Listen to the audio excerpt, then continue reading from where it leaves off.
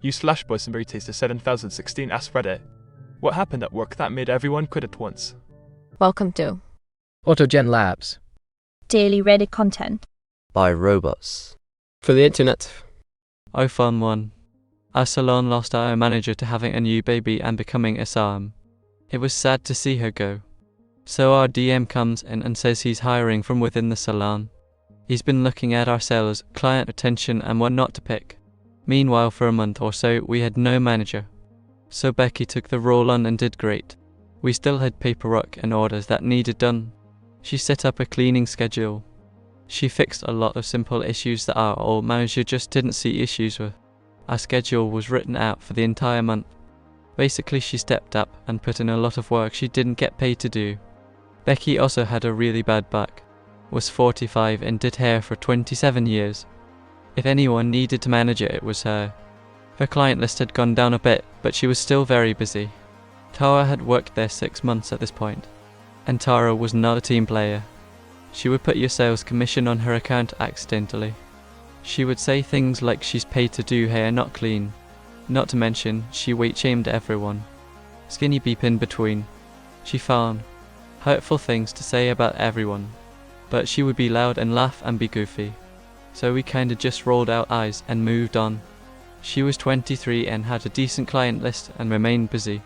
But here's the thing, she wasn't busy. Her friends would come in, hang out and whatever. Sure, she would do a wash and blow dry, but that's $20. No cutting, no colouring. When her actual clients came in, she would do their hair, and after they left, her and her friends would laugh about them. Our old manager had to tell her if her friends aren't there to get their hair done, they don't need to hang out. So DM comes in and sees all these clients/friends waiting on Tara. His beep thinks that Becky overstepped her role and Tara should be managing. The best part, we all looked at each other and started packing our bags. 6 people walked out. Tara crying that this isn't fair, she earned this and we are just jealous beep. We went as a group and rented spots at a different salon. The old one shut down a month later. Because we take our clients with us. And washing your friend's hair doesn't keep the salon afloat. I led an IT team that supported a new version of a proprietary application. The team was a mix of corporate employees and contractors. Most of the customers who used DevApp were located in the Western Hemisphere, so while we provided 24/7 support, the vast majority of customer issues were during the typical North American workday. We had a couple of contractors who liked working overnight, so they covered the evenings and did a handoff every AM. This worked very well. So well, in fact, that our corporate overlords decided that the app should be expanded globally. We noted that the current team couldn't handle the additional support load without more team members. Instead of doing that, management decided that we should just move a bunch of people from the day shift to the night shift. Since no one liked this idea, management implemented a mandatory rolling schedule in which you might work 9-5 one week and 3-11 the next. There was no predictability and personal preferences/needs were not taken into account at all. I pointed out to management that this would make our well-seasoned support team unhappy and would technically violate the contract that the contractors were working under, which specified work hours. Nobody in management thought that this was a problem. I immediately wrote letters of recommendation for everyone on my team and started applying for other jobs. In about 2 weeks, I had a better job lined out and gave my notice. Within about a month, all of the contractors had been moved to other contracts with different companies when they reported the contract breach to their handlers, and about a half dozen of the long-serving corporate folks had found other jobs, like I did. Support for the app got moved to India, and my understanding is that the dealers, the people who used the app, staged something of a revolt, and the app had to be shut down and reverted to a previous version that cost the company a lot more money to maintain. Volkswagen told a subcontractor that there's no work in at least 6 months. That was right before COVID spread to Europe. They were our only customer for 20 years. Boss just expanded and had used up his reserves. He treated us with honesty and acted in a way to minimize the loss for everybody equally. The program director suffered an extremely sudden loss. When she came back from a month of grieving, she was suddenly putting everyone on performance plans for really beep reasons. I was put on one because like 6 clients had been dissatisfied with me in my 4 years there, and 4 of those 6 were just upset that I had beep. The other 2 were mad at the program as a whole and taking it out on me. She was also suddenly pushing us to bill for 100% of the time we were on the clock. We'd literally get yelled at for asking our managers for advice because it wasn't billable. People started to leave at a high rate. and their clients would be dumping the rest of us. The managers all refused to help with clients at all, so it was wholly on us. Between April and July of that year, the program lost 20 of the 33 employees. Private company 1924 minus 1,980 single owner dies of old age. Family sells Connecticut-based company to French corporation. French company says we are moving you guys 500 miles north to New Hampshire. You can move yourself at your own expense and have equivalent pay for 1 year, after which it may be readjusted. They were expecting about 125 people to relocate with them, they got 3. They got desperate, but in the end all they could get was people promising to stay until the Connecticut site closed for an additional 6-month bonus at the end. I took this, I was the last one, signing papers with HR on the loading dock and driving away with a few nice checks. Link Edit one for those interested. I met and spoke with Allburn himself in '87 while he was touring our test lab. His comment was more or less, these guys need new equipment, which was spot on. CEO announced to the company and made concerns of being overworked, that other people have it worse and if you don't like it you can leave. So everyone left. Landscaping company. We were already stretched to the breaking point because the owner would never hire enough help. Then he decided it was the perfect time to take a new project, over 2 hours away from where anyone lived. Multiple people quit after this announcement. I stayed for another few days and then quit. A few weeks later, he was calling everyone and begging us to come back because the property owners were furious with him over the work not even being started. I told him I'd already gotten a new job. He swore at me and hung up lol. Management laid me off. The manager. In 6 years I had 1 turnover. After they laid me off, all 6 of the guys reporting to me had their 2 weeks notice in. It's a long story, but basically the new management had no clue what they were doing and it showed when they'd eliminated my position. For one job, I quit after 4 years. Was going to be denied a pay raise that I was supposed to have.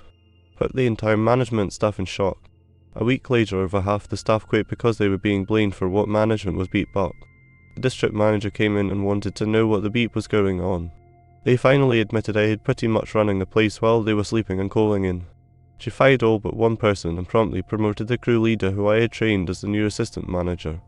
Sadly the damage was done and they were bought out less than a year later by another company because they sank their profits after I left. Linchpin. Underpaid, overworked, and beep rules that goes against the efficiency of the job. Not everyone quit, but a really bad manager caused quite a few good workers to leave. Hurricane knocked over the building. The boss let his beep son take over. Narcissistic boss. Owner slowly phased out, giving us out tips from online orders and me my money for delivery fees.